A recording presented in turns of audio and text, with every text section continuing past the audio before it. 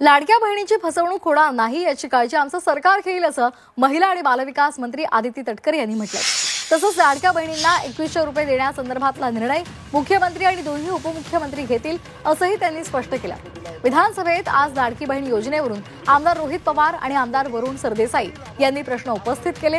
लाडक्या बहिणीला 2100 रुपये मिळणार कधी असा प्रश्न त्यांनी विचारला आणि त्याचबरोबर ते मिळणार की नाही असा थेट प्रश्न दोन्ही आमदारांनी सभागृहात विचारला। यावर आदिती तटकरे यांनी कधीपर्यंत 2100 रुपयांचा निर्णय होईल या संदर्भात स्पष्ट माहिती दिली नाही आणि त्यामुळे समाधान न झाल्याने विरोधकांनी सभागृहात गोंधळ घातला। माझ्या मान्यतेमध्ये तुम्ही शब्द दिला होता,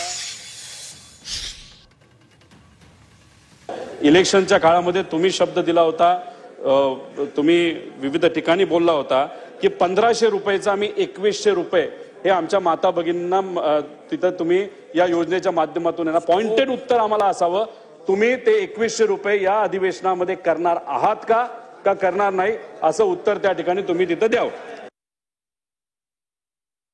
निवडणुकीच्या पूर्वी जेव्हा माझी लाडकी बहीण योजना जाहीर केली तेव्हा त्यावेळी किती लाभार्थी आपण होते, त्यानंतर निवडणुकीच्या नंतर जेव्हा सगळे निकष लावण्यात आले, घरात गाडी असेल, दुसरी योजना मिळत असेल, त्यामुळे एक्झॅक्ट आकडा किती आहे, किती लाडक्या बहिणींना अपात्र करण्यात आलं, ज्यांना आधी योजनेचा लाभ मिळत होता आता मिळत नाहीये। आणि तिसरा स्पेसिफिक प्रश्न, सरकारने सांगितल्याप्रमाणे महायुतीच्या वचननामात असल्याप्रमाणे मंत्री महोदयांनी कृपया आम्हाला सांगावं की लाडक्या बहीण योजनेचे 2100 रुपये आपण देणार की नाही, येस ऑर नो।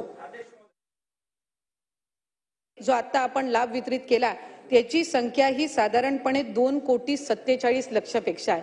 याचा अर्थ असा की आचारसंहितेच्या आधी 2,33,00,000 होती आणि आता 2,47,00,000 आपण महिलांना लाभ हा त्यांच्या खात्यामध्ये जमा केलेला आहे। आणि 2100च्या संदर्भातला जो निर्णय आहे, महायुतीच्या सरकारने ही महत्त्वाकांक्षी योजना आणलेली आहे आणि महिलांना 1500चा लाभ वितरित करणारे महायुतीचं सरकार हे एकमेव सरकार आहे।